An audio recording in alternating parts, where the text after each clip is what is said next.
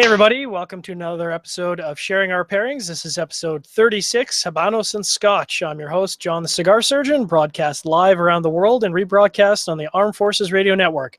Thanks very much for all our Armed Forces Radio Network listeners, wherever you are in the world, hoping you're staying safe.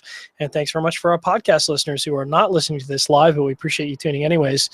We've got a pretty exciting show tonight. We're returning back to Scotch pairing, which we haven't done in... Oh, wait, we do Scotch pairing all the time lately. But, that's all right because I like Scotch, and we've got a couple of guests tonight that also like Scotch. So let me just turn it over here.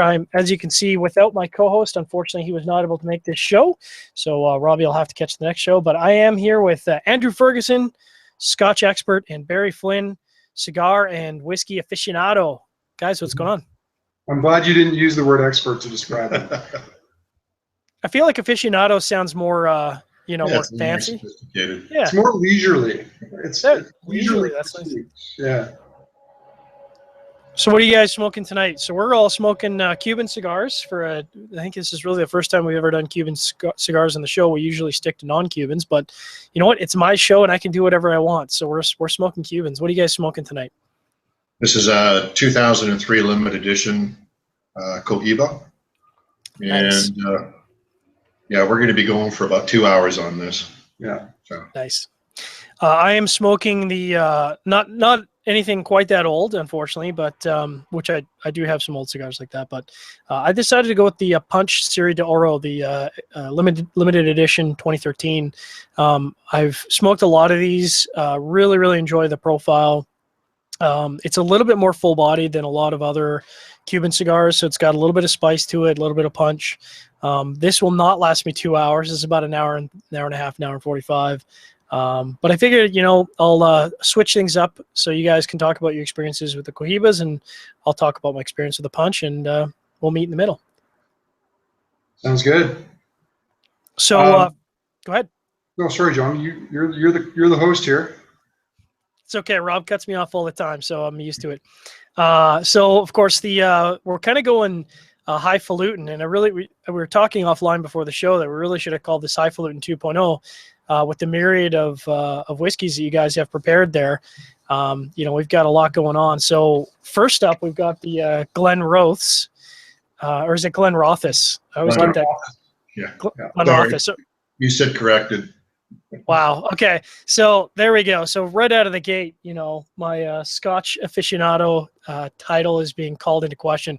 So it's the Glen Rothus. Now, this bottle is kind of near and dear to my heart because this is my birth year whiskey. And I kind of feel like, if you're going to blow money on whiskey, you might as well blow money on a really old whiskey that's got your birth year. So this is a 1975. Mine is very limited bottling, 3,708 bottles. And this is this is bottle 3689. And we were talking before the show, Barry. You have a little bit earlier bottle than I do by quite a bit. I just want to say I did come to Calgary in 1974, so that was a really good year. I just can't remember all the women I slept with at that time. Were you traveling by train? Unauthorized? This is bottle 1713. 1713. So that's pretty early in the release list. Mm-hmm. Well, I think people have to keep in mind with this, like this was a bottling that was done now, about 7 or 8 years ago? 2006. 2006. Yeah. And they're still releasing small parcels of it. Glen Rothus kind of does all their bottling at once. They're going to do a vintage or a year statement, and then they put it out there, and they continue to release it in small parcels over time. Part of that, though, is because they're never going to repeat it, so you likely won't see another 75. Not likely. They are going to be releasing another 60 here coming up. Unfortunately, only a few select stores in Calgary will be getting it. So yeah. Do you happen to know any stores by name that? I don't know who in particular is getting it. Glen Rothus is doing a bunch of buybacks from people that have bought casks. So they're able, they said they were out of the 70s, but with these buybacks, they're able to produce some nice 60s and 70s again casks, but they'll be really rare. Yeah, and with the combination of both older whiskey becoming increasingly rare and expensive, and then this, extreme premiumization, we're talking for a 1960s vintage. It will have to be somewhere in the I'd have to say well north of $5,000-6,000 a bottle. Based on the last yeah. I just want to say we had an opportunity to. Andrew did a tour a few years back where we actually went through Glenrothes, the distillery. We had supper at the Glenrothes house with Ronnie Cox. It's quite entertaining. We did polish off a 1965 or 65. Yeah. I don't think he was warmed to the idea that we finished it off at supper time, but it was a really great malt. Now, I didn't happen to stay in Glenrothes' house. There was a large group of us. Andrew got to decide who stayed where. It's sort of a sore point with me that he wouldn't have me stay at this, you called it highfalutin house. I don't know why. Maybe he thought I would embarrass him. I love how he's dredging this back up, because the reality is he got to stay across the street from one of the greatest Scotch bars in the world. Two of the greatest Scotch bars in the world. We're staying in. But the fact is, I didn't get to stay at Roth's house, Yeah. and that's not a point of contention. No. So, Well, a point of contention we could bring up is how you refused to drink the Port Ellen release I bought for you. That's really I a good had my story. reasons, We but won't get I into think why that- that was. yeah. Well, we can take that offline after the show because I love Port Ellen. It's delicious. I thought he loved it too. I've had it many times. For those who are listening, of course, Glenrothes, this particular bottle was distilled in 1975, bottled in 2006, which makes it 31 years old. It's 43% alcohol by volume, so a little bit lower than I think a lot of the bottles in my collection, but it's still delightful. I've taken some notes, and I'm sure you guys will correct me as I go, but Glenrothes, of course, is a Speyside distillery, first distillation in 1879.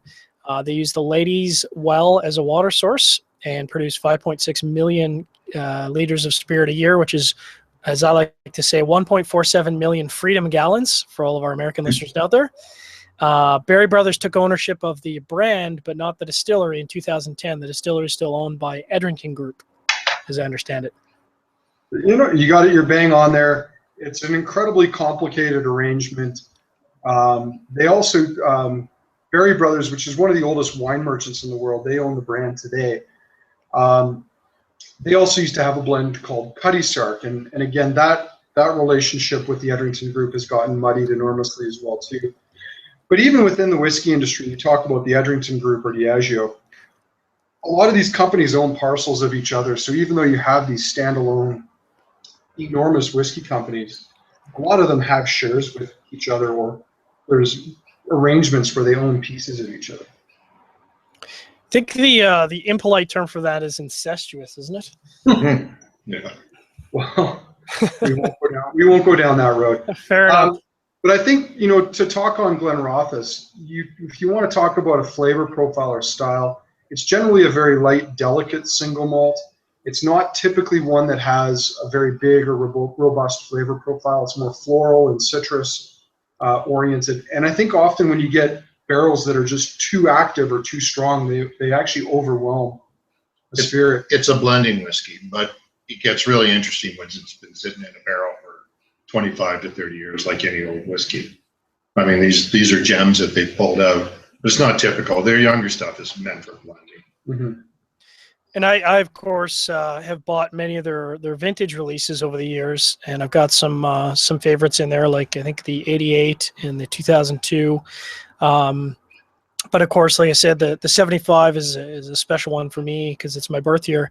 And I would agree that, I haven't revisited this in some time, and I've forgotten just how, I'd describe it as very delicate.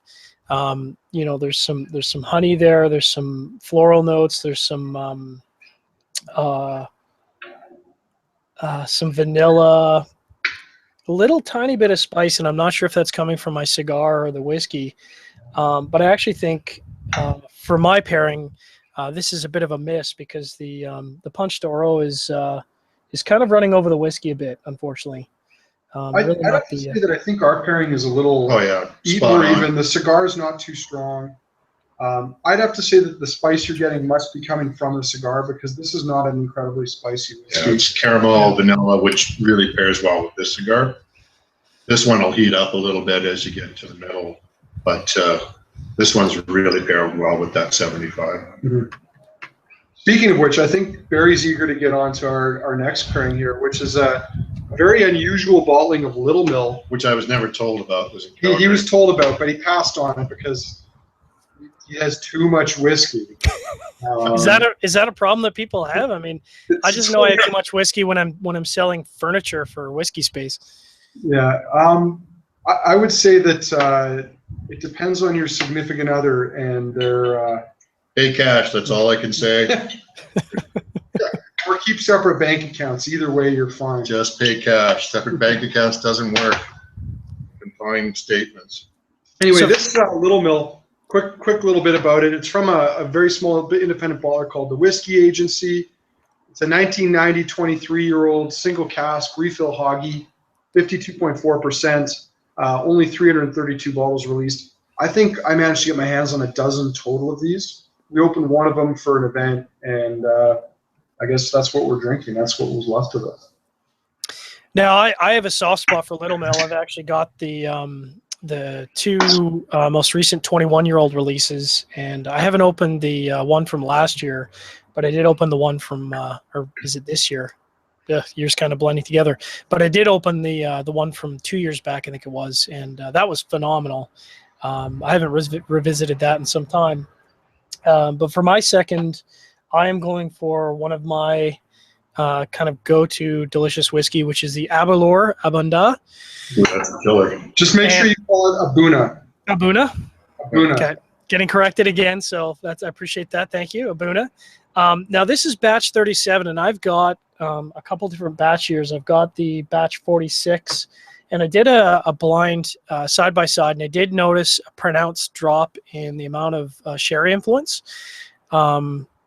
We've had the Abuna on the show before and talked kind of about, sherry casks being a bit in decline.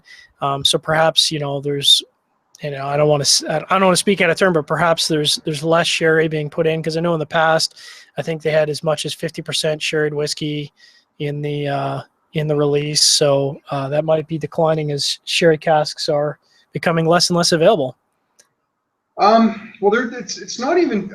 I guess that in some ways it's almost the wrong way to look at it. It's not as though there's less sherry casks available. It's more that there's more demand for the sherry casks that are out there. And as it stands, the sherry industry is really catering to the whiskey industry, creating barrels simply to mature whiskey. And the volume of barrels they create for the whiskey industry far surpasses the demand for actual sherry around the world. So they have to find creative ways to use this wine afterwards. But in terms of quality, I think it really depends on the producer, what they're willing to pay, and the quality that they're going to get as a result of it. Aberlour, I think, still has some very lovely sherry whiskeys. Some of my favorites have been their distillery-only single casks, which is the only time you can ever get a straight bourbon Aberlour. Which is fantastic. Yeah, they really should bottle it. It's a lovely style. Who gave us the tour? What was his name? Dennis. It was no, you were there with Bua. When we were there with Bua. Yeah, a very serious guy. Did he look like Mr. Bean? Yes. Yeah. He was the Swedish Mr. Bean, though not quite as intentionally or unintentionally funny. Well, I've taken a couple sips of this Aberlour, and I'm reminded of course, why I like it. It's a heater. It's 59.6% alcohol by volume. So, some people might add water to it, and it does add, I think, a little bit of cinnamon to it, but I drink this straight up. And when you nose this, it's all stewed fruit and like Christmas candy and cinnamon and spice. Like it's everything that I love in a sherried whiskey. And it's actually, I've only taken a few sips, but it's going brilliantly with this punch. How's your second pairing going so far? Kind of going backwards a bit. Yeah. This is a wonderful whiskey, but probably doesn't pair too well with the cigar. It's quite citrusy. Yeah. So but it's a lovely hogshead Little Mill. I don't quite understand the person on the front of the bottle. The company, and people are going to want to see that now. Barry's going to put up front. You got to lift it up a bit. There we go. The whiskeys actually have postage stamps from around the world. So the bottlings all have really cool, unique labels. I have to agree. I think this is not the greatest pairing for the cigar. I thought, given that it is a lighter style whiskey like this Little Mill would be good. There's some really nice, lovely beeswax, citrus, maybe even a little bit of melon in there, but it is too delicate, even at cask strength. Great summer whiskey. Yeah. Yeah, sherry whiskey isn't normally known for being a great summer whiskey, but I'm going to enjoy it anyways. Just a reminder to our audience, you're watching or listening to Sharing Our Pairings, episode 36, Habanos and Scotch. This episode is brought to you by Dram Cigars, your best cigar choice for pairing with whiskey. An event reminder to our listeners, there's a great annual event coming up. It's the second annual Rocky Mountain Smokeout coming up on October 2nd and 3rd. That'll be hosted just outside of Calgary, Alberta at the Stony Nakota Reserve and Casino. If you want to check out more details or get some tickets, you can pick that up at rockymountainsmokeout.ca. And just a reminder to audience, we are, of course, running a raffle and fundraiser at Cigar Federation this year. In previous years, we've done fundraisers for Project Mañana. This year, we'll be doing project raising for Techo. Techo is a youth-led nonprofit organization in Latin America and the Caribbean, and they collaborate with families who are living in extreme poverty and use youth volunteers to overcome the poverty, build houses, and help those people get out of the slums. So we'll actually be going down there in February as a part of the Cigar Safari in Nicaragua, and for 3 days we'll be building houses. I'm not sure I'm very good with building houses, but I guess I'm going to learn over the 3 days, and we're going to build a couple houses while we're down there. You probably get to smoke a cigar while you're doing it, I'm assuming. So yeah, it's pretty much when we go down for the Cigar Safari. I mean, normally at home, the most I might smoke at a herf, I would say 2 or 3 cigars, and by the 3rd cigar, my palate is kind of shot. If it's over the course of a day and like it's specifically an event, like at the Stony Nakota event, I might smoke 6 cigars or 7 cigars over an entire day. But of course, by the 2nd, 3rd cigar at the end, my palate is completely shot. But it's interesting being in Nicaragua or even Cuba. I can smoke cigars pretty much all day long, and it's really not until the evening time where my palate is just completely blown out. We've switched it up. We're on a Scotch Malt Whiskey Society bottling. yeah. And I just want to say there was a Rose Bank that came out recently, and I got 3 bottles of it. No, he didn't. And Andrew doesn't want me to tell everybody that I got 3 bottles. And I promised I wouldn't say it, but he probably would be lucky if he got 1, and I'm not sure about that, but we'll have to look into it. 3 bottles. So for those who don't know, Scotchman Whiskey Society, world's largest whiskey club, members all over the world. This is a bottling from a while ago called Like a Hug from Your Mom. It's from a distillery called Glen Murray, and you'll see that there it's a 40-year-old. Well, it's spelled Moray, M-O-R-A-Y, but when you're in that part of Scotland, you actually pronounce it Murray. So you Scottish or you're Irish? No, I'm mostly Scottish. Mostly Scottish. There's a tinge of Irish in there, Barry, but I'm all Irish, and I think it's a better choice. But except Well, you're a bit outnumbered on this podcast, Barry, because I am Scottish on my grandfather's side and Scottish on my grandmother's side, going all the way back. Sorry, I'm not. John, you don't have to take that from him. No, So- I don't. The whiskey that we have now, size does matter, I don't know what the length of your cigar is, but the Irish, they're a little bit longer in cigars. I've always been told it's not the size of the cigar that matters, but it's the power behind it. Yeah, you've been lied to. the power behind So it. let's talk a little. We're getting a little off topic. Let's talk a little bit about that Scotch and Malt Whiskey Society bottling you've got there. So it's an ex-bourbon, but when you look at the color, and you can see it in the glass here, really nice, deep, rich color to it. That's 40 years in an ex-bourbon barrel. It's a surprisingly light whiskey. Like, it's not too big, it's not too heavy, it's not too rough. But the nice part about it is that it's got some deeper, more robust flavors that I think are working a lot better with this whiskey. Well, I'm still going to nurse my Aberlour because I did not bring out as many bottles as you guys did. And as you can see, I mean, that is kind of that rich, dark color that I would expect from a very heavily Spanish or sherried whiskey. And I could drink this all night, actually. This is probably the peak pairing for me. I think if you're to pair the Serie de Oro, that you really need more medium plus whiskey to go with it. The Glenrothes, which was delicious, just didn't stand up, and this Abrador is going brilliantly. I'm really enjoying this. Now, we haven't really talked about our cigars. I'm kind of getting pretty much what I expected, which is the Punch Serie de Oro is a lot of hay, some nuttiness, a tiny bit of spiciness, and it's it's a medium, maybe a slightly medium plus, but right firmly in the medium category for body. What are you guys getting out of your cigars so far? Kind of creamy, a little bit nutty, some coffee, but it's very smooth. Yeah, it's just so light, delicate. This is not a heavy-bodied cigar at all, but it's elegant. That's the best way to say it. Esplendidos kind of smoke the same way. Yep. I don't know if you've had many of those, but this is pretty much the same.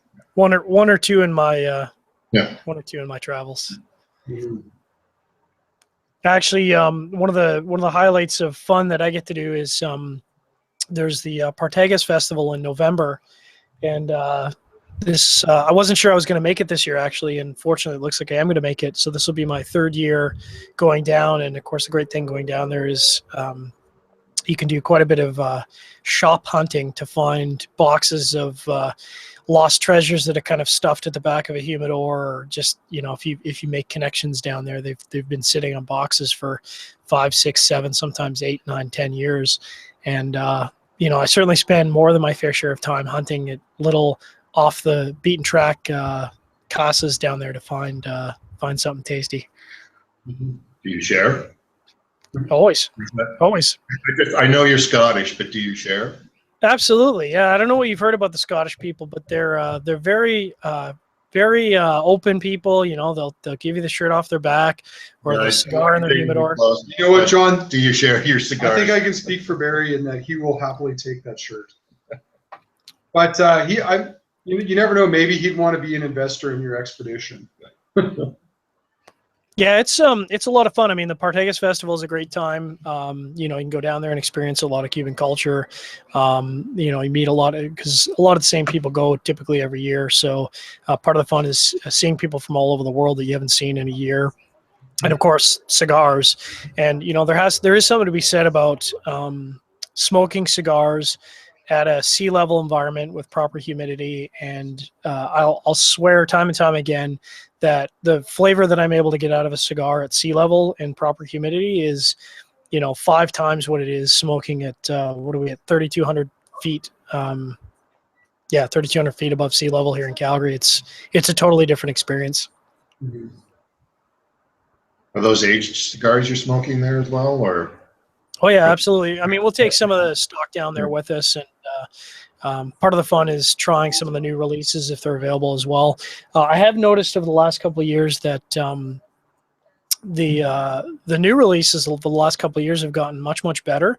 I know in the past you kind of had to buy a box and immediately set it down and sit on it for 2-3 years before it was really smokable. But like when we went down in 2013 and I picked up a box of these Serie de Oros, they're immediately great. Like right out of the box, they're immediately great. So I think there's perhaps a bit of a transition with a lot of the market releases over the last couple of years that they're much better fresh. Obviously, they're still brilliant when you age them. I mean, this is great after 2 years, but it's not the case where you have to sit on it for 3 to 5 years before it's smokable, which is nice. Mm-hmm. I found probably about 5 or 6 years ago they were just pressing them too hard. This was right across the board on a lot of the cigars, the Cuban cigars. They were just hard to draw, just really hard to draw. Yep.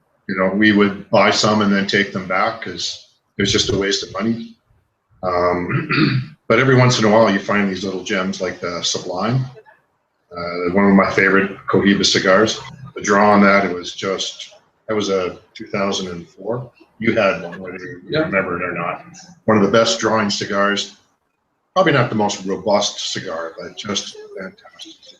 Was that the one we smoked with the Society Maven here in Canada? The evening didn't turn out quite so well. No, they're always epic events. But yeah. I did So- a pinata here recently of Jim Murray. Do you know Jim Murray, the whiskey writer? We've talked about him a few times on the show. Yes. Yeah, I won't go into the details of why we did this, but we made a pinata of Jim Murray, not Bill Murray. He's a saint. But if we made a pinata of Bill Murray, it would be out of love. Yes. Yes. Whereas this pinata was not made out of love. This was for the wrong reasons. Yeah. Anyway, we let the women especially line up and beat him, just Nice. for Which reasons. is ironic if you know him. There's some Yeah. real irony in that. It's quite appropriate. All right. Well, we miniatures of whiskey inside. So it was quite a treat. Everybody scrambled around afterwards. So what are you guys getting out of the Glen Murray? Glen Moray. It's Glen Murray. Don't listen to him. Glen Moray. He's from across the Irish Sea. It's a lovely, elegant, older whiskey. The danger with American oak whiskeys that get too old is you run the risk of getting that sort of really strong bitter note at the back end. And I don't think you're getting this here. It's creamy, it's coating, it's soft. The society has their way of describing whiskeys, their tasting notes, their names.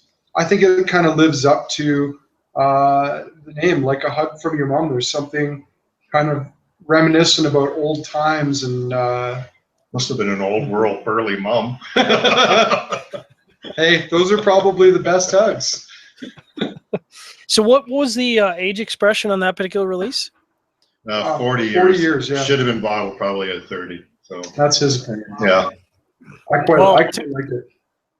To answer your earlier question, Barry, if you want to bring the whiskey, I will bring the cigars all day long, and I have. Okay. Yeah, I have probably a decent mandate. enough collection to match. Yeah.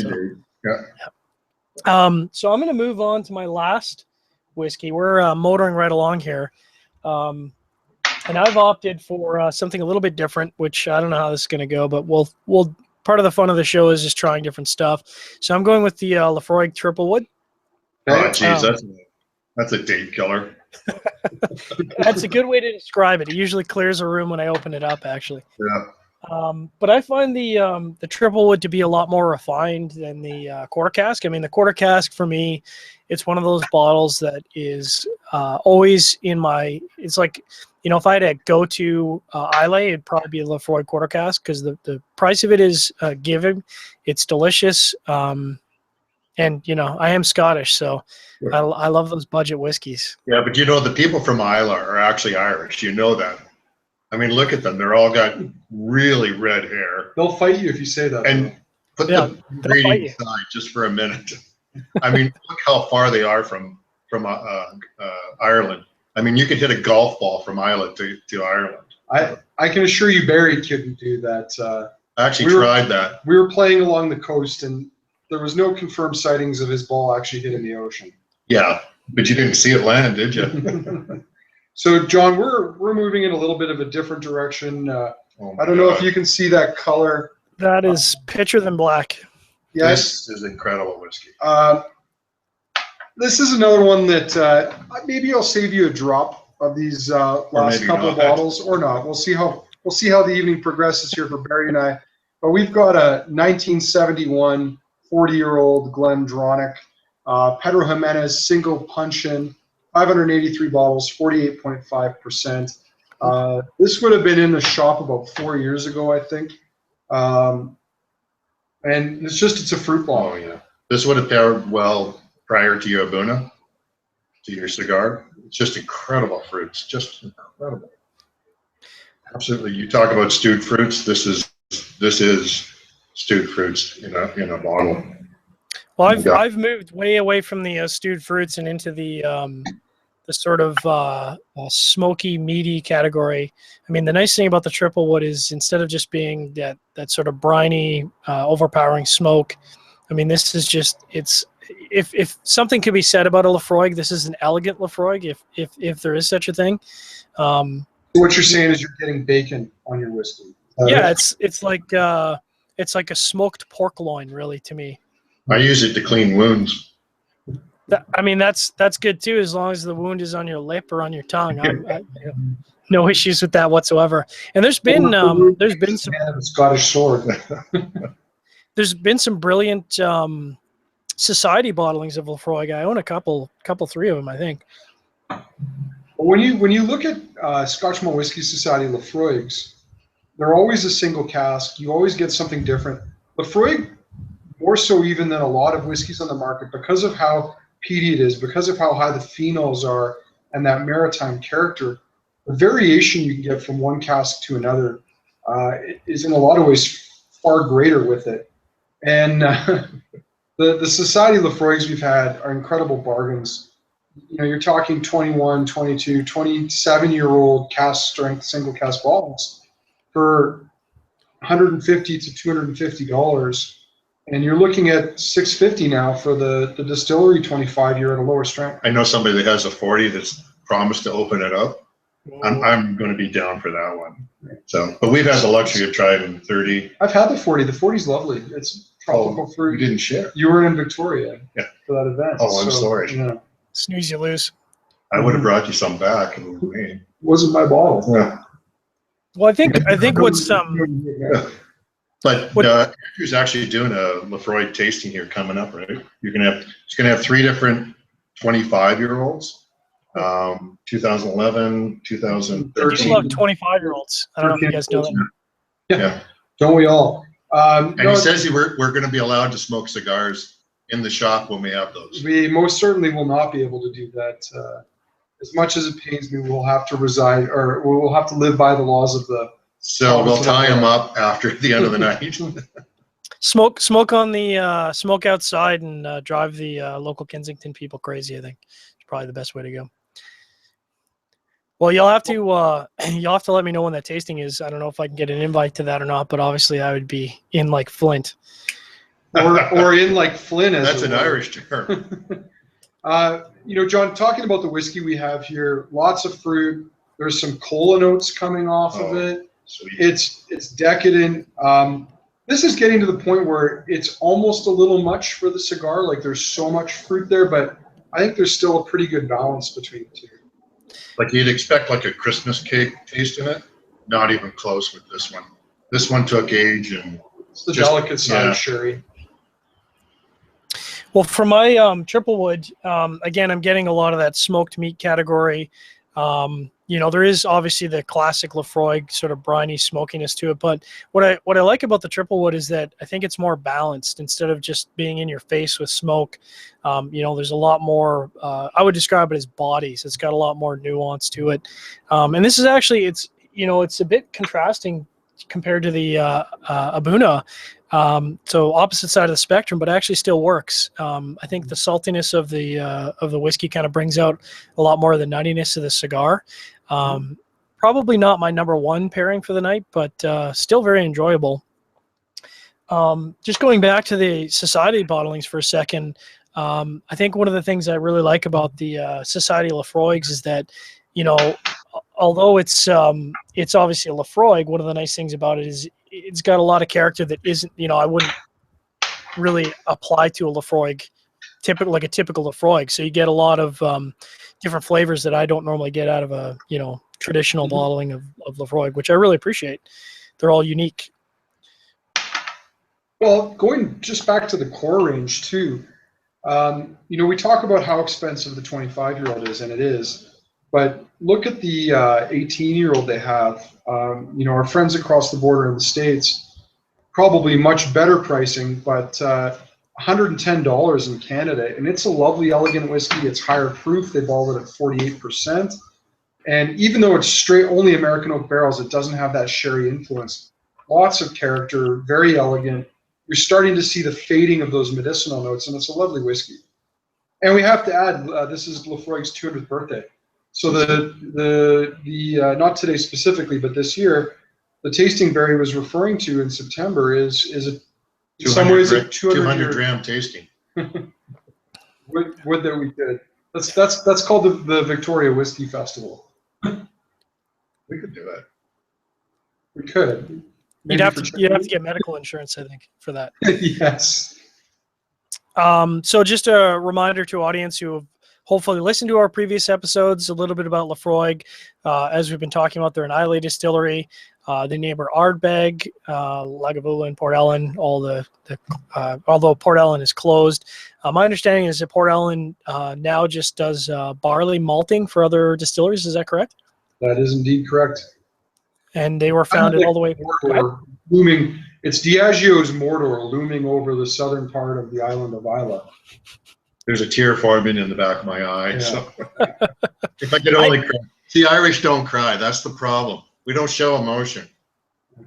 But if I could, I would over this distillery. Port Ellen is one of those distilleries that shouldn't have been shut down.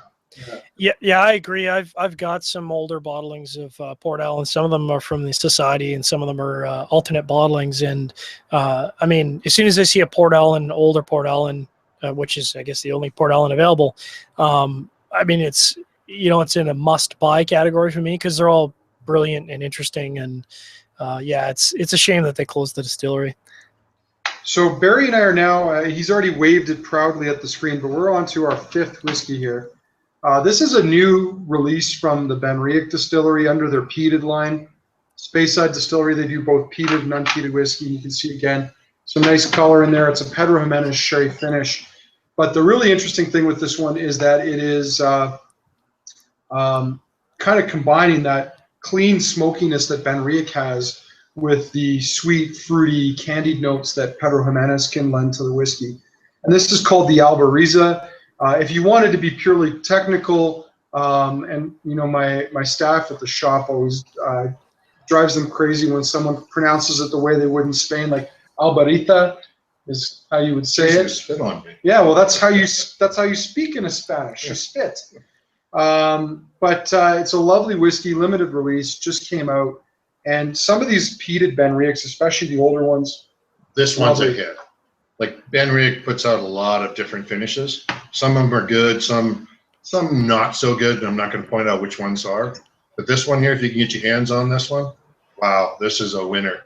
This is an incredible sherry whiskey. Peated, it's got some, the distillery notes don't pick up on it, but there's some nice citrus notes in there in the background. This is one you could really enjoy with a cigar, almost any type of cigar, even a Bolivar or something like that. This would be just an incredible whiskey to have. When you're moving towards a little bit darker sherry, like almost more candied fruit, chocolate, deeper notes. Did you want to try this? Oh, I'm sorry. It doesn't work like that. I wish the internet did work like that. It would certainly make ordering a lot easier. The irony is you're probably, less than 15 kilometers away from us right now? Probably, yeah. So next time you'll probably come over here rather than be there. Do you know what's in his basement? Oh, my God. Should I give his address? Please don't give my address. Just a reminder to our audience, you're listening to Sharing Our Pairings, episode 36, Habanos and Scotch. This episode is sponsored by Dram Cigars, your best cigar choice for pairing with whiskey. Reminder to our audience, if you haven't already, please check out the Techo money drive we're doing this year for Techo at Cigar Federation. We're hoping to raise $10,000. Really goes directly towards a lot of very, very impoverished people. Much of them are living in, and we've seen pictures, are living in homes that you wouldn't really have a house pet live in. So very, very impoverished. And, this makes a very, very huge impact in their livelihood, their life. And we'll be going down on February 21st with the Fedhead crew and anyone else who wants to join up on the Cigar Safari. There'll be signups for that coming up soon. So check that out at cigarfederation.com. If you want more information about Techo, you can check them out at techo.org. Techo.org. And we are, of course, sampling some great Cuban cigars and some whiskey. Now, you guys are talking about the Benriach, is that right? Yeah. I just want to say, Andrew, how do you pronounce this? Albarita. If you can pronounce that, you can get a 25% discount at Kensington Wine Market. You know what? Please I'm note always going to laugh. If someone actually came in and said that, I'd give them a discount. It wouldn't be 25%, but I'd make it worth their while to come visit. You got to be careful with that because we have a lot of weasels listening to the show, and their weasel runs deep, so you never know who might take you up on that. Well, the great part about that is I'm off on vacation on Friday, and if my staff don't know about it, they won't do it. So if one were to pick up a bottle of that, what would they typically expect to pay roughly? Pretty reasonable. I think it's around the 140 mark. For an 18-year-old peated limited edition release, I think it's pretty good value. The unfortunate thing, and they're not going to see it as much in the U.S. as we will here in Canada, with our dollar dropping and the demand for whiskey in places like Taiwan outstripping supply, we have this whiskey-flation headed our way. Like whiskey inflation is going to go through the roof. A lot of popular bottlings this year are going to go up by 25 or 30%. Just simply because of the dollar, and that doesn't even factor in the increased demand around the world and the diminishing supplies of the older whiskeys. Yeah, Glenfarclas, 40-year-old, was 500, a little less than 500 here in Calgary, Canada. Now it's close to 1,100. Yeah, but you can still find the odd bottle in some of the co-ops for just a little over $500. Just an incredible whiskey. So we're going to get into some audience questions here as we get close to the end of the show. So first up, which I guess is really a question for me, from Bob Dog. And Bob Dog wants to know, what dram cigar would I recommend with the Lafroig Triple Wood? That's a no-brainer. The Dram Cask number 4, which is a very smoky, it's designed to be paired with a smoky peaty Scotch. We did try it with the Chichibu, which I managed to weasel from the Japanese whiskey tasting, or my girlfriend, I should say, weaseled at the Japanese whiskey tasting at Kensington Wine Market, and that actually went really well. But the Chichibu is kind of something special that I keep for occasions like passing to Rob. So Dram Cask number 4 is the way to go. I have a question actually for Barry. So Barry, Bob Dog wants to know, what is your go-to Scotch? My go-to Scotch, well, used to be Highland Park 18 because of batch variants. Then it switched to Talisker 18, then batch variants is there. And it disappeared. Yeah. But I love some of the annual releases of Ben Riach and Glendronach. And if you can get to a tasting to try some of those are really good value. But unfortunately, not all of them are real winners, so you've got to try some. You have to go. Best advice is go to tastings. You'll find stuff. So. The Talisker is really the, I call it the gateway peated whiskey, because that's the whiskey that put me on. I did not like peated whiskey before I tried the Talisker, and the Talisker I kind of describe as campfire smoke, and really put me on the path for peated whiskey. That's how you ended up with the young Lafroigs then. Yep. Yep. And obviously now, I'm deep with Ardbegs and Smokeheads and whatever else that's out there, because I think once you begin to appreciate those flavors, I think you can really branch out. But it is a bit of I think for most people, it is a bit of a step up. Kilholman did a cask strength whiskey. Original cask strength. 5-year-old, incredible whiskey. You can find one of those in your market. Buy one, try it. It's not much money, but just an incredible whiskey for 5 years old. I love Kilholman. Distilleries that does their own maltings. Some of their own, but most of their own. But the original cask strength that you're talking, that's still Port Ellen malting. Yeah. The only stuff they malt themselves is the 100% Islay. But I agree. The Kilholman, a lot of these new distilleries that are popping up, they were given advice that established distilleries never were. Like, if you want to bottle young whiskey, and a lot of companies today want to bottle young whiskey, your spirit has to be flawless. You can't wait for it to mature. In the case of an Aaron or a Kilholman or a Cavalan, they need that spirit to be flawless right off the bat. So, and I think, consumers are going to benefit from that over time, getting good whiskeys at all different age ranges. We've got a question from Bob Dog for Andrew, and Bob Dog wants to know, Andrew, what is your favorite single malt? Oh, Jesus. Here we go. So, page 1, chapter 1. Jesus isn't swearing, by the way.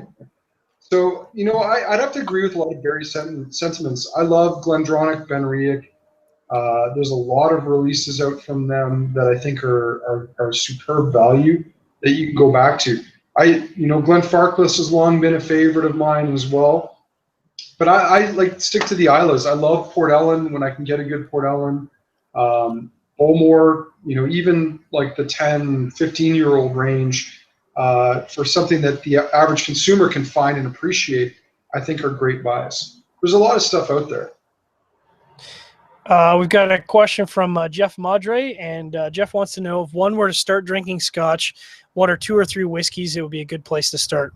And I'd just like to point out, Jeff, that whiskey, when you're talking to Scotch, as the Scottish would say, it has no friggin' E in it. There's no E. Yeah, but it's funny, the U.S. spells it with an E. I just wanted to clarify that. Yeah. And so do the Irish, who invented whiskey, but that's another topic. They invented it, but the Scottish perfected it. So yeah, a good starter whiskey and good bang for the buck would be Auchentoshan Valinch. Stay away from the other aged ones until you try that one.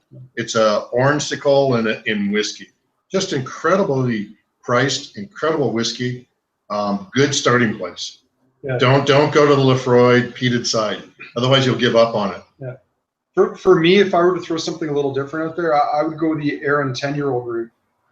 You're talking a whiskey that's very soft, creamy, honeyed, some delicate floral notes.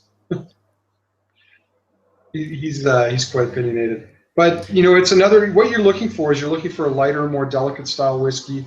I would say most people starting out should probably start with an American oak matured whiskey rather than European. You might not find you like the spicy, leathery notes that you can get in some of those sherry oak matured whiskeys. I think for me, and this may be not a great starter whiskey Scotch, but I always call the Balvenie Doublewood the redhead of Scotches, because it's very rare that you come across someone who doesn't enjoy a Balvenie Doublewood. I mean, it's not, everyone likes redheads. Everyone likes a Balvenie. I've got one, so I'm right there. Ginger power. So I'll keep rolling along with the audience questions because they seem to have rolled in now. This is an interesting question from Jared Grelot. Jared is one of our regulars at Cigar Federation. This should drive some interesting conversation. He wants to know, if Scotch is just distilled fermented barley, why not just drink beer and save a few steps and years? What benefits do I get? We have a friend, Dawn, that would love that question. But it's part of growing up, really. It's like when you're really young, you drink milk, you switch to apple juice, and then when you get kind of like older, you drink fermented milk? 12 years old, you start drinking beer, right? But then you get over it. Then you start drinking whiskey, then you start with some like Auchentoshan, and you work your way up to the peated zone. But really, beer is just unfinished whiskey is all it is. I think people who have an appreciation for good beer, good wine, can also appreciate good whiskey. What you're talking about are really complex flavors, really complex experiences to enjoy, and not just the flavor. The great thing that whiskey has over beer is the aroma. One of the pleasures of having a really good whiskey is just sitting there and nosing it. Like, you're going to sip it, you're going to enjoy it, but the nose is a huge component of that. Like, when do you sit with a mug of beer and bury your nose Guinness into is the exception. Yeah. Guinness would be the exception that you can Guinness is the Budweiser of stouts. Everybody knows that. It's the least stout Murphy's or Guinness, they're exempt. It's kind of like saying the smartest dumb kid in the room. That's Guinness. Wow. They're beer exempt. They should be with every whiskey tasting. Yeah, I would agree with the sentiments. I mean, I think, as Andrew said, if you start to get into some of the more higher end beers, and you can really develop an appreciation for the flavors, it's no different for port or wine or any of the other spirits that are out there. For me, whiskey just started out, and not too long ago, I had a friend who got me into whiskey, and I've come to appreciate a lot of I think the word I would use with whiskey is nuance. You can get beer with a lot of complexity to it, but you can get a whiskey that has 20, 30 flavors going on, and every time you reapproach that whiskey, you're developing something new, which I don't necessarily think you can get out of beer, to be frank. Beer is very satisfying. I mean, I would say that's my second drink. I love a nice hoppy IPA, but if I'm looking for something relaxing, something that's going to mellow me out, like there's no comparison to whiskey, to a good single malt. Like when we read Brewdog? Next question. Next question. So Harley Holmes, Brewdog in Edinburgh. So just wanted to throw that out. We've all been there. No, I haven't. Not the way that I saw you. So Harley Holmes, another regular at Cigar Federation, he wants to know, and I don't know if you guys want to get in on this question, but he wants to know what non-Cuban cigar would be good for this pairing. And I think, like some of the other pairings we've done in the past, you know, I've gone with a pretty good range of whiskey, and there's not going to be any one cigar that's going to go with all three whiskeys here. You know, at best, I think if you go with three diverse whiskeys like this, you're gonna get a cigar that's going to match with two at best. You can't possibly get all three because, you know, we talked about the Glenrothes. It's a lot more delicate. So, you know, maybe a Connecticut wrapper would be good with that. In fact, now that I think about it, the Victor Vitale Connecticut might be really interesting with that, or the new Drew Estate Shady might be interesting with that. But the Aberlour, the Lefroy is going to require something with a little bit more body, a little bit more medium plus. So you're looking at something with Maduro wrapper, or you know, something with a Oscar wrapper. It's got to have a little bit more body to stand up to those kind of flavors. Do you guys have any thoughts, or are you strictly Cubans? Better advice on this than me. Well, my favorite is Ashton, but it doesn't pair well with peated whiskeys. It's more of a mild cigar. It would be a little less than a Cohiba on the mildness scale, but I just find it's a good all-around cigar. You know, there isn't one that I've had from Ashton and where I've had a lot of other Dominicans that just didn't cut it. But you know, the Ashton Cabinet, it's one of my favorites. So. You know, I think, you know, I mean, I have to admit, I'm a bit of a cigar novice. I enjoy smoking cigars. I certainly don't have anywhere near the depth of knowledge with cigars that I do with whiskey. But one of the things out there is there's a lot of terrible cigars that you can buy around the world. And you know, some advice that Barry gave me about 5 years ago was, you know, for a good cigar that you can find a lot of duty-free shops were the Davidoff cigars, and those have really stood me in good stead. I'll often pick up a little box of them when I go through duty-free. I find that on average, I like the short Perfectos, I think is what they're called. Like, it's a pretty short smoke, but it's a nice, easy smoking cigar, and it'll go with a wide range of whiskeys. Yeah, it's pretty hard to go wrong with a Davidoff. What's that, John? I said it's pretty hard to go wrong with the Davidoff. I mean, you know, that's a pretty premium cigar, and I agree. Like, you know, Davidoff is, I wouldn't necessarily call it a Cadillac brand, but it's certainly in that category of, you know, they make a premium cigar that's well constructed, has wonderful flavors to it, and I would definitely put them in the, you know, light plus category. Even, you know, some of the new Davidoffs, like the Davidoff Nicaragua, and more medium plus. So they've got a pretty good range for people out there. Is there a good Nicaraguan cigar out there, do you find? Oh, so.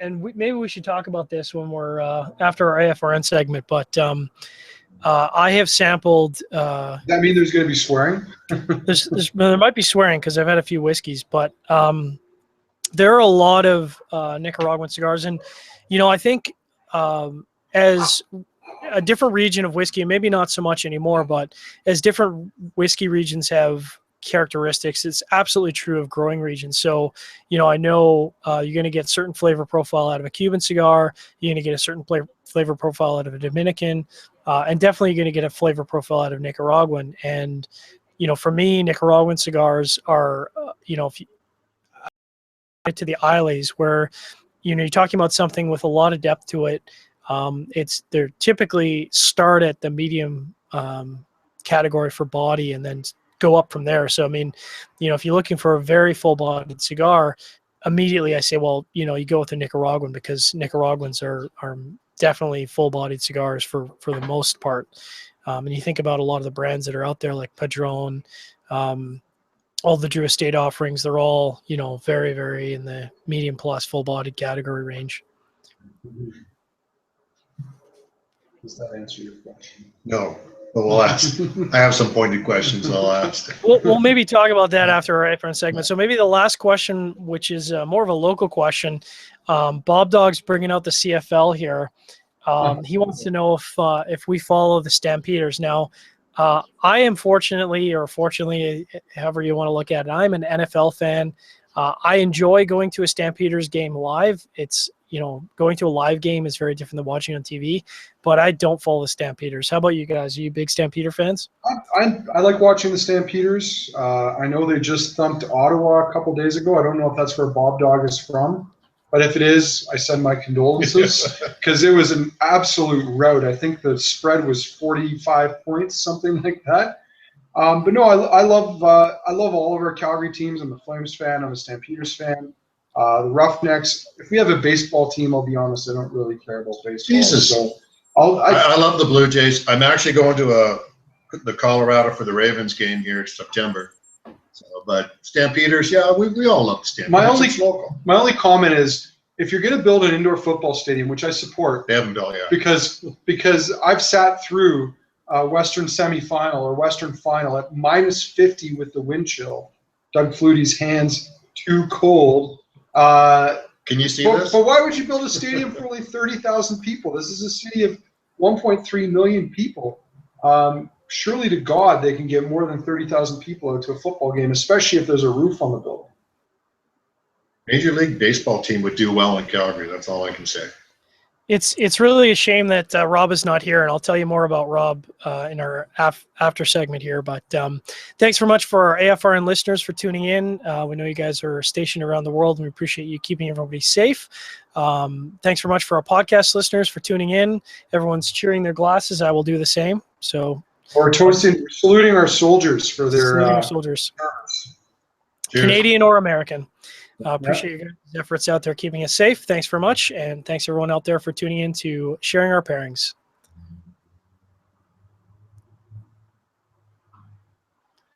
And we're fucking back. So talking about Nicaraguan cigars, man, I'll tell you what, I don't know if... Well, you know Val, right? What's that? You know Val? Val Bradshaw? I don't actually. Well, she's pushing Daniel Marshall, and she handed me a bunch of Daniel Marshall cigars. Now, I just got beef jerky. I have a Daniel Marshall humidor, and I think it's a great humidor. But having tried all their cigars, or what range she gave to me, oh my God, I don't think I've smoked a worse cigar. And I know that's generalizing, but there's probably some good Nicaraguans, but Daniel Marshall, I don't know if they've ever produced one based on what I was given. Now, I can say that I'm absolutely not familiar with the Daniel Marshall brand at all. So you can take that, with a grain of salt. I just got back from the IPCPR in New Orleans, and Daniel Marshall does not ring in, I couldn't even identify the brand. When we talk about Nicaraguans, immediately my first cigar that I think about is Padron. Have you had a Padron before? Yes. So, to me, Padron is like, if you want a really rich and extremely complex cigar, pick up a Padron. There's no such thing in my mind as a bad Padron. Some of the more the cigars we bought. Remember, we went to this Hokitroga store because we were desperate for cigars. And in that one, they had there was some like 10-year-old vintage cigars. But there was, I forget the name of it. I can probably go. But it was an incredible. Is it the long one? Yeah. I'll go find one. It was an incredible Dominican cigar in this range of really bad other cigars, and the price was not unreasonable. It was just like in the middle. You find that gem. That 77 art bag in the middle of. Edmonton somewhere that somebody time forgot. We all search for that one. We know it's out there somewhere. We just don't know where, right? So there's these little hidden gems, and you come across them and you go, oh my God, Well, I think one of the fun things that I get to do as a part of Cigar Federation is reviewing cigars. So I get to try lots of new stuff, and obviously I've got a lot of cigars in my rotation. So you talk about quintessential Nicaraguan brands. I would immediately say, well, there's no more quintessential brand than Padron or Joya de Nicaragua. Have you heard of Joya de Nicaragua at all, Barry? No. Okay, so Joya de Nicaragua is one of the oldest cigar factories in Nicaragua. So this was in the middle of Kentucky, Rocky Patel. Okay. And we're talking. I don't think it was that one. We found those later on. This is the 2003 though. This is that older vintage. No, but these weren't the ones we found. Yeah. We actually found those at a store, one of those discount stores. Oh, you mean the one in Bardstown, like that? Yeah. Cigarette That's where you store. got these two. No, I got those at the liquor barn or whatever. Yeah, that was Party Source. Yeah. Yeah. But we walked into this sort of a 7-Eleven, not 7-Eleven, but inbred Kentucky clothing store. Bardstown is an Goodwill. interesting town. Obviously, the distilling industry is thriving, but otherwise, it's not that prosperous a place. They have a drive-through liquor store, which was quite interesting. Yeah, I've never seen that before. Yeah, but this tobacco shop was kind of just like a room in a very run-down independent convenience store.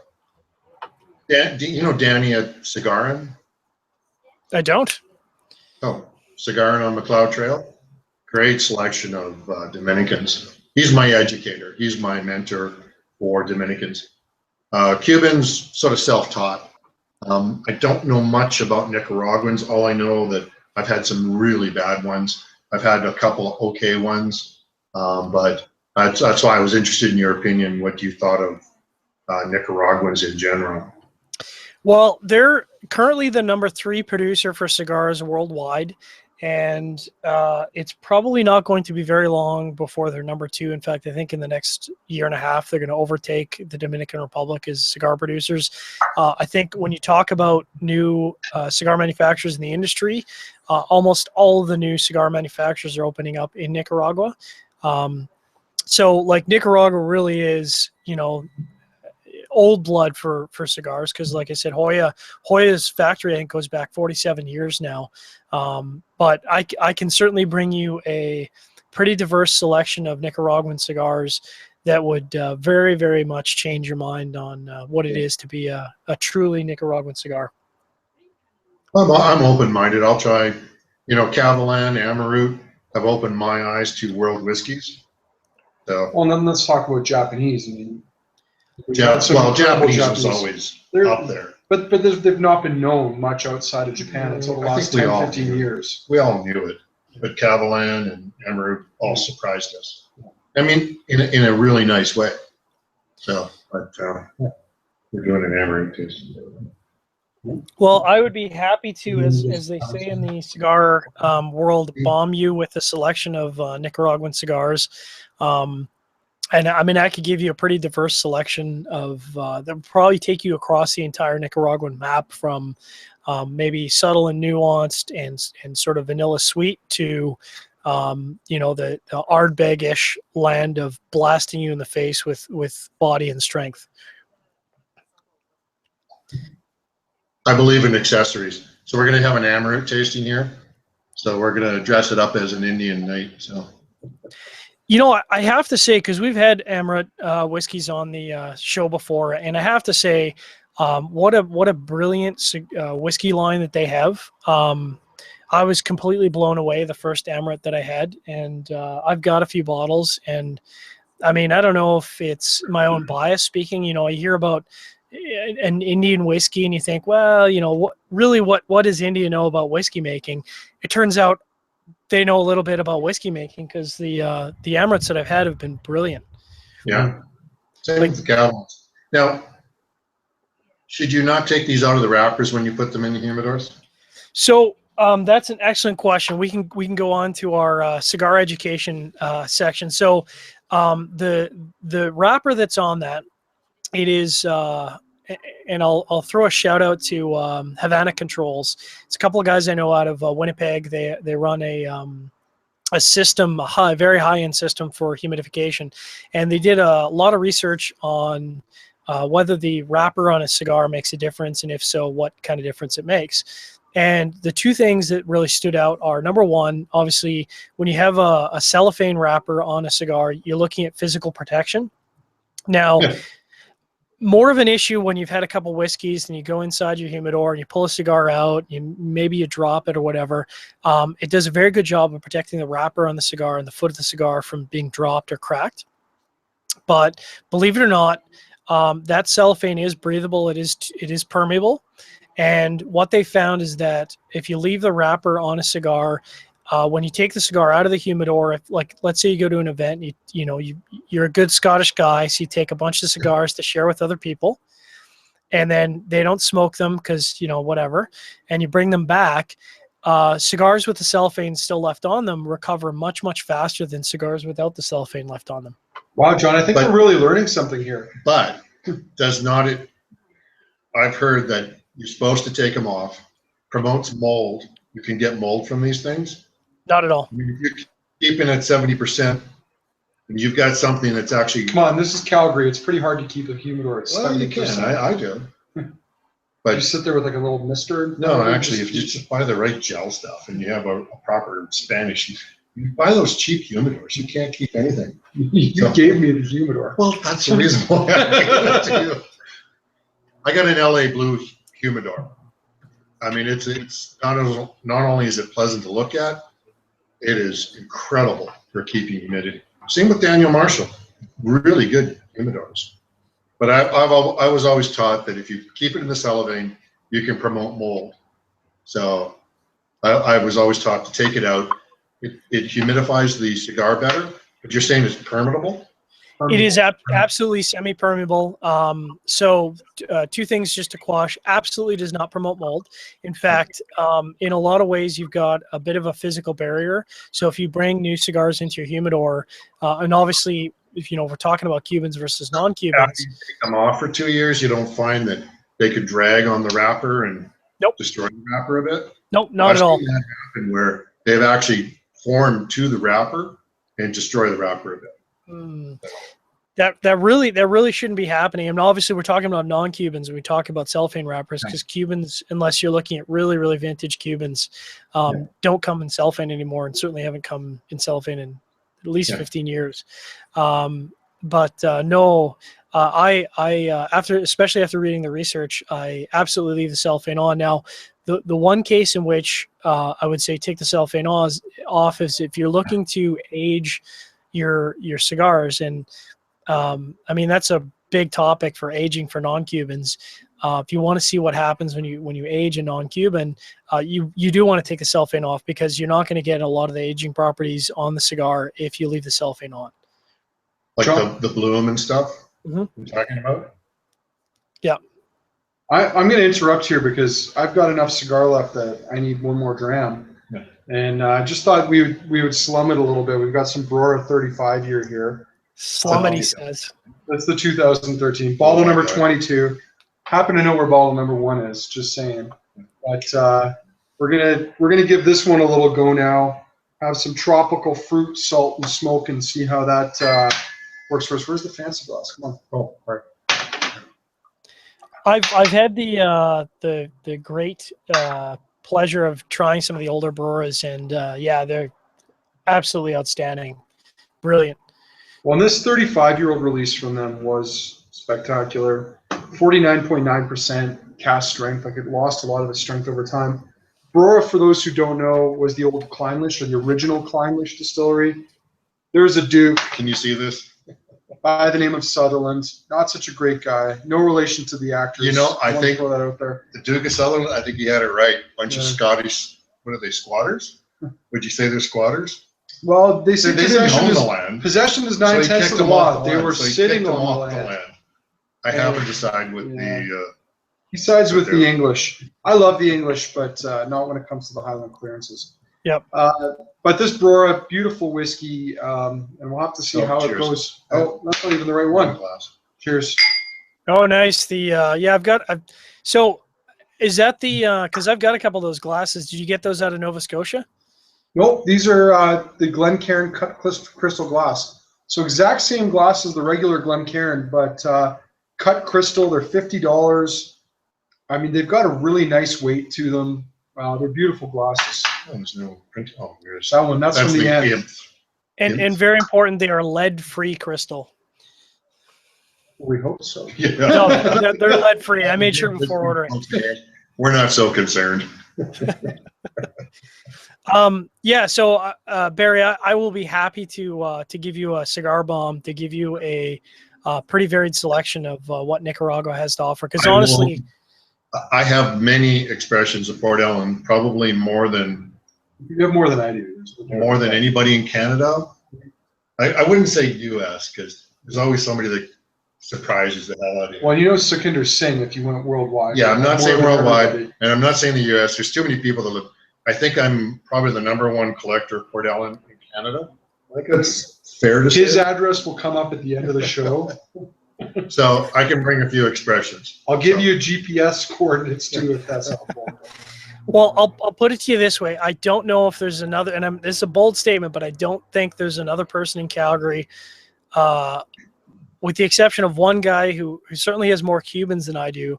But when you talk about non-Cubans, there's definitely no one in Calgary that has more non-Cubans in their possession than I do. Yeah. And hopefully the CBSA isn't listening to this. Talking cigars, right? Yes. Yeah. I'm just No, my house would be much cleaner if I had some Nicaraguans working for me. They would not. They're hardworking people. Very hardworking people. Yeah, I mean, what's interesting, I think, is you talk about, like, we're talking about cigars. There's just characteristics of growing regions. Like you talk about Dominicans, the soil and the growing region has a flavor profile to it that you just can't get away from. And when you smoke enough cigars, and I'm sure you guys find this with whiskey, where you drink a whiskey and you can immediately maybe not narrow down what distillery it's from, but you know what region it's from immediately based on the characteristics. And the same is true of pretty close. But there's a lot of effery in whiskey where people are doing peated that aren't doing peated. Now, Isla sort of stands, so you just leave them off to the side and go. We can all spot an Isla malt, generally. But with Speyside, Highland, it gets confusing. Yeah. Even Campbelltown can be confusing as well. Yeah. Now, Springbank's pretty alone, but there are distilleries out there like Bruichladdich that love to promote the concept of terroir. That you can tell where the barley's grown, like that it has a distinct impact. I'm not really a big fan of the idea of regionalism in whiskey because you look at Ben Riach. Ben Riach makes peated expressions that most people would identify as being Isla whiskeys, but they're not. You can taste them, and there's other clues in there that they're not Isla whiskeys. You don't get that maritime influence coming through as well. But you could look at Bunnahabhain primarily makes an unpeated Isla whiskey. Bruichladdich is primarily an unpeated Isla whiskey, other than, say, the Port Charlotte and Octomore. So it's very difficult to look at it from a regionalism standpoint, and I don't like looking at it. And I'm not saying this because of my connection, but I love the Scotch Malt Whisky Society's approach to being about flavor, about style. That's the way that I've been approaching it for years at our shop, is that it's about what flavor profile and what style do you like. Ben Riach was doing what people loved at Bruichladdich years before Bruichladdich. You mean Springbank? No, Ben Riach was doing. In their collection they had. Oh, but they weren't whiskeys. They were just blending the hell out of it. But they have some fantastic whiskeys. I think they're running a little bit short on them now. Yeah. But there's some 83s out there that are mind-boggling. The tropical fruits on them, the pineapple. Allegedly, only 3 casks left of this. Yeah, that's what Stuart said. Yeah. But there's some lots of 76s left. Yeah. Anyway, I got one more cigar question. Yeah. It's sort of a one-off of the wrapper thing. Tubes. Do you take the end off when you put them in the humidor, or do you leave the end on? So tubos. I was taught to take the end off.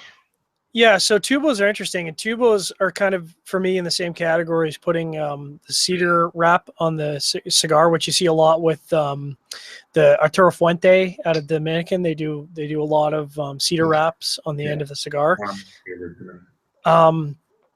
My recommendation is take the cigar entirely out of the tubo. Yeah. Yeah. Well, that's what I've been taught, is to take it right out. Yep. Of the tube, but some people put the tubes in their humidors. The conventional thought is at least take the end off to keep the humidity at a constant, whatever you have in your humidor. But I was always taught to take them off for the same reasons. You could end up wrecking the wrapper on the cigars. Well, I guess if there's 2 thoughts I have on that. One is the problem with tubos, especially and I don't know if this is prevalent in the southern United States, but I know for a fact here in Calgary that if you leave a cigar in a tubo, it's a breeding ground for mold. And the same is true a lot of times. Leave the cedar wrap on a cigar, it's a breeding ground for mold. And the problem with a cigar getting mold is you might not check your cigar collection, especially if it's in a tubo, for months, maybe a year. And a cigar could be pretty far gone when it comes to mold. And if it's white mold and it's not in the foot of the cigar, for the most part, my thought is you can wipe that off and still smoke it. It's fine. Yeah. But if the white mold gets into the foot of the cigar, at that point you really got to toss it. It's not worth the health risks of inhaling that in your lungs. We're talking like peyote. Well, there's bloom, which is white, but it's crystal. This is bold. I've seen blue and white in cigars. I've seen cigar beetles. Just another question: do you freeze any of your cigars before you put them in your humidor? So, having been to Cuba many times and asked many questions, cigars that are exported out of Cuba are put in they have a pretty significant freeze system where they put a cigar, all their cigars that are exported in a freeze locker. I've actually been able to see the system. So Havana House actually freezes them? They actually freeze them. Yeah. Oh, and I've okay. actually been able to see. So it's because the leaf is, it's a live plant. Even after you've rolled a cigar, it's still a live plant, and you got to be really careful about bringing the temperature down and bringing the temperature back up, because it's pretty easy, especially in a Cuban wrapper, to crack it. So they do freeze their cigars to kill all the larvae. And to be honest, frankly, I think this is true of all tobacco. You're going to have beetle larvae on there, whether you like it or not. Like, it's just a fact of the fact that it's a growing plant. They say 3 days kills all larvae.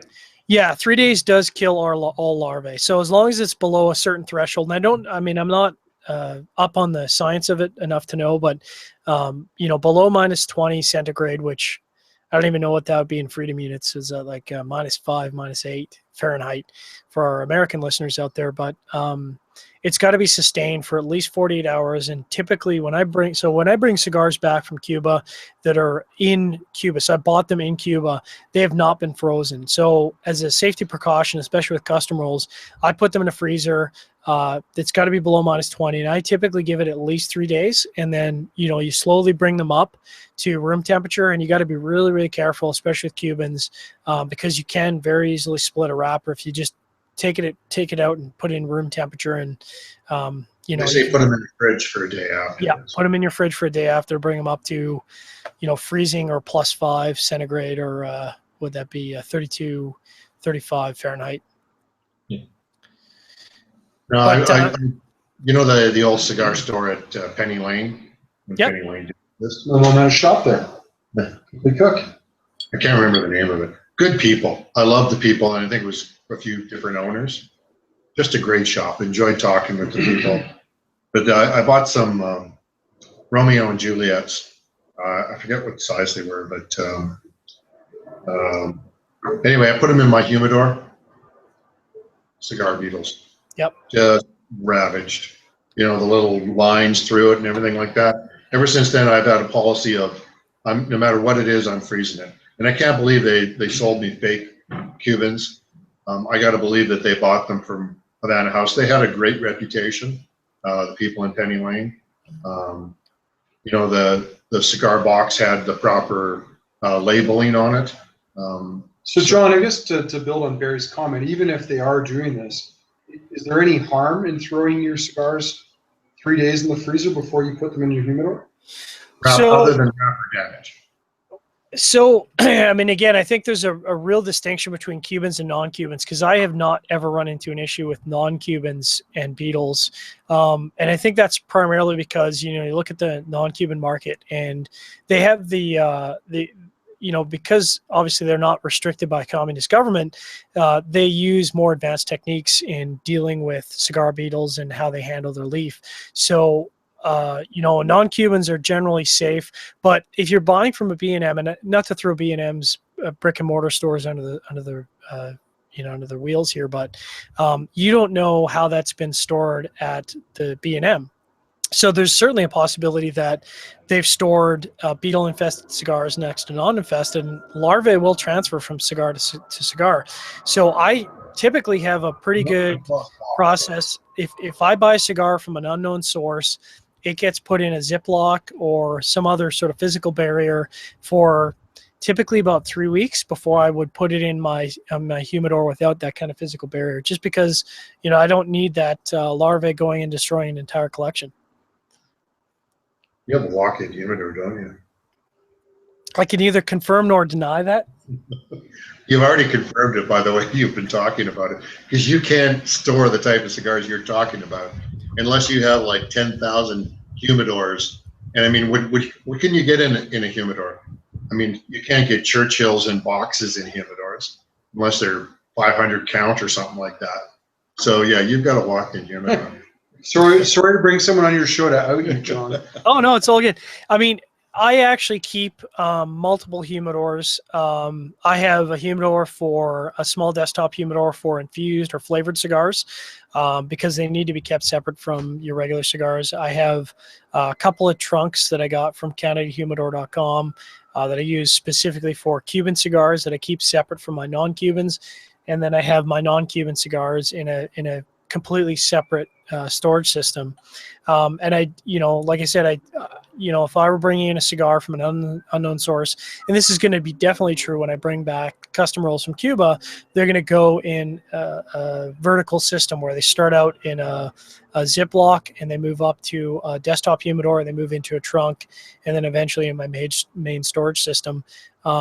Because there is, there's always some risk of beetles, but if you're getting them from an unknown source, it's probably a good idea to freeze them just in case if they're Cubans, for sure. Best cigar you ever smoked? Best cigar I've ever smoked? Or top 10, whatever. But so it's interesting because and I try to draw a parallel of whiskey, but this is a tough parallel because to me, there's really two categories of cigars. There's Cubans and there's non-Cubans. And the flavor profile and the growing conditions in the soil, the terroir, is that different that there's Cubans and there's non-Cubans. So, if we're talking about, I'll start with non-Cubans because that's easy. Padron 1926, 80th anniversary edition. Best Nicaraguan I've ever smoked in my life. Best non-Cuban I've ever smoked in my life. It's a medium plus, almost full-bodied cigar. It's brilliant. It's everything you would want in a cigar, but you have to be a real cigar aficionado to appreciate it because it is a lot of flavors.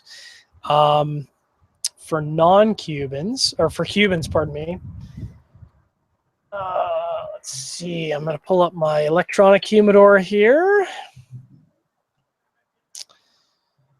And while I'm looking that up, Barry, what is your best cigar you've ever smoked?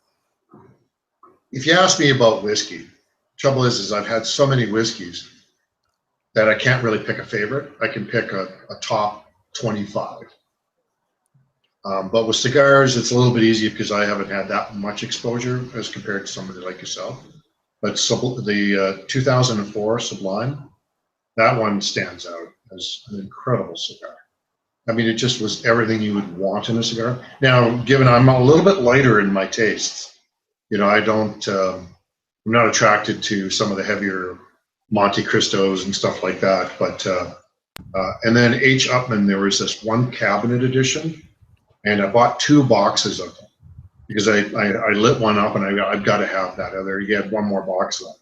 So I just ran over and bought it. I since have bought another box of them, not even close. So it really depends on the year that they come out and how long they've been aged. So, but those are probably top 2 cigars. Okay. But I've had so many Cubans that I've enjoyed, but those 2 stand out. Well, hard to relate to that cabinet though, the Upmann, because a lot of people wouldn't like those. I mean, Magnum 50 was pretty good too. Yeah, I mean, I only pick out the Padron as being the number one. I mean, there's like I could probably give you 20 Dominican and Nicaraguan cigars that I think are excellent and amazing buys, you know, ranging in terms of value and price, etc. You know, and again, speaking of non-Cubans versus Cubans, for Cubans, there is really one cigar that stands out. And I have a buddy in Toronto that kind of, and I think this is really true of the cigar community, that there's a lot of generosity there with people giving and gifting cigars to try them out. And he gifted me this cigar and unfortunately kind of got me on the on the buying trail of the cigar. It's an Italian regional cigar, so it's a Cuban cigar that was released only for the Italian market. It's a 2011. It's the La Accepcion edition regional Italian. So it's a 2011. It's a 6.5 by 38, and to this day, probably the best. Although that top spot is pressured by a lot of other Cuban offers, but if I had to pick one, it'd be the La Accepcion Italian edition, 2011. It's just so unbelievably complex. You've got some floral characteristics, and it takes a half a page just to write the initial tasting notes from taking a few puffs. But it's not cheap, and they've discontinued them, so it's kind of like whiskey where you find a favorite, and unfortunately, once it's gone, it's gone. You can't get that anymore. So you kind of sit on that bottle and you nurse it over time, or destroy it, I guess, if you're in Scotland. But I tend to nurse the cigars over time, and it gets longer and longer to smoke them as the box gets whittled down.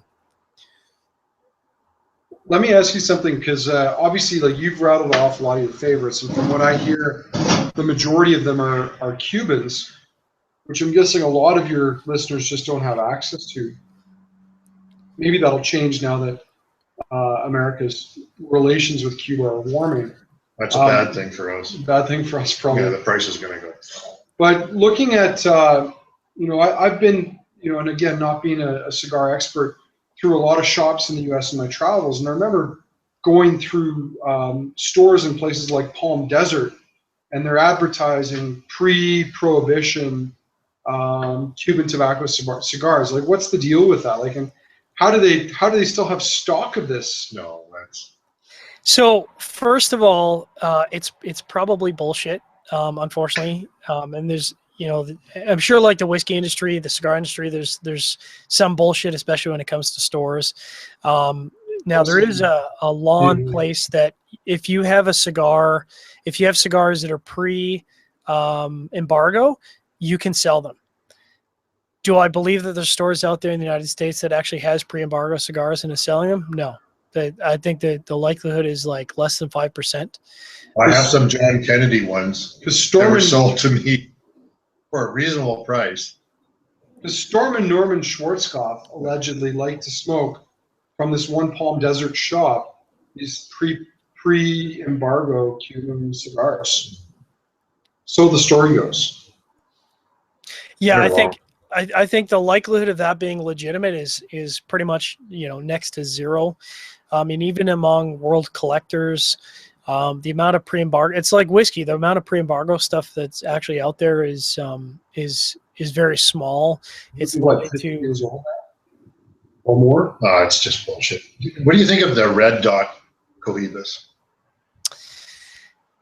So I have to tread very carefully when we talk about, because we, in Cigar Federation, obviously we represent largely non-Cuban brands, and General Cigar is one of the largest cigar companies out there. Part of me, as a Canadian and as a lover of Cuban people and their culture, and hoping that they get back on their feet, it does bother me that a lot of the Cuban brands have been co-opted. That being said, when we talk about Red Dots, I'm not a huge fan of the Red Dot brand, but I do think General Cigars has a lot of, Cuban marca stuff that they've taken over that is actually really good in their own right. But I mean, it's obviously, it's a Nicaraguan in origin or Dominican in origin. How's that for a politically safe? The U.S. can do that, right? They can take it and, corrupt somebody else's brand.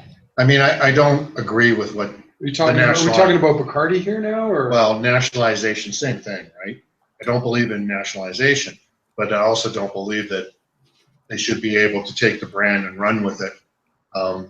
Even a communist country has certain rights, Anyway, that'll all get sorted out here in the future, I would imagine. Well, I mean, if you're a patent lawyer, you're standing to make a lot of money over the next couple of years as Cuba relations improve, and hopefully as the embargo gets dropped. There's going to be an enormous legal battle, which has already kind of been settled in the international market, where judges have ruled internationally that the Cuban companies have the right to their brand. There's going to be a huge legal fight in the United States as to how that's going to shake down. It's going to be really interesting over the next few years, 5 years, how that comes about, because there's going to be a lot of money spent on lawyers to sort that out. And it's, I don't know how that's going to land, to be honest. You call anything like, Glen, what's the one out in Nova Scotia? Glen Breton. Glenora Distillery, Glen Breton whiskey. They just because they used the word Glen, they tried to squash them, make them change the name, even though they were, it's Glen. There's been Glens in Scotland, or in Nova Scotia for 300 plus years. Yeah. It's just a word. It's just valid, right? Glen's but I think the converse to this, the argument you're making is that if something's called Cohiba and the original owners get pissed because there's a communist regime or the regime takes it over, and they just move over to the next island and start producing Cohiba, how do you get around that? You're talking about, I don't think they should be allowed. The rum industry, like Havana Club. There's Havana Club available in the United States, but it's made in I think it's made in Puerto Rico or something like that. So, that obviously there's going to be some real shakeups in that if the U.S. does completely normalize its relations with Cuba. Yeah, hundreds of millions of dollars, and it's going to take many, many years to resolve that, I think. Like I said, as a Canadian, I have a unique view into the Cuban people and their life, and I do believe that dropping the embargo is going to be the best thing that happened to the Cuban people. It's going to take years for the regime to drop, but as we saw with Russia, the best way to kill a regime is to bring in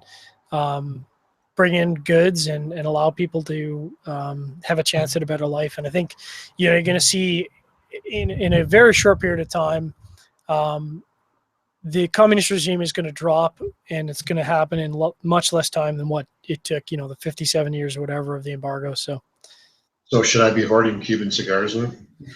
There's probably some thought to that, because we're already talking in this cigar groups in Canada about how the embargo drop is going to affect the availability of cigars, and maybe when we're offline, I can give you some behind the scenes information that we can't broadcast on the net. But there's no question that demand overnight is going to spike, and Europeans and Canadians are going to be pretty upset about their availability of Cuban cigars. But we're gonna wrap it up, because we've gone for just about an hour and 35 minutes here, and I just want to thank Andrew and Barry very much for joining the show. I'm sure we're gonna have you guys on in the future, hopefully before the snow falls. I hope you enjoy this, bro. Oh, sorry, you don't have the brewer. Don't have the brewer, but Slante to everyone out there. Slante. And thanks very much for everyone tuning in to Sharing Our Pairings, episode 36. Make sure to tune in next week for our pipe dummies. And if you're listening on podcast, you can tune in tomorrow to Eric Espinosa on Cigar Chat. It's going to be a great show. And as we always say on Sharing Our Pairings, drink better, drink less.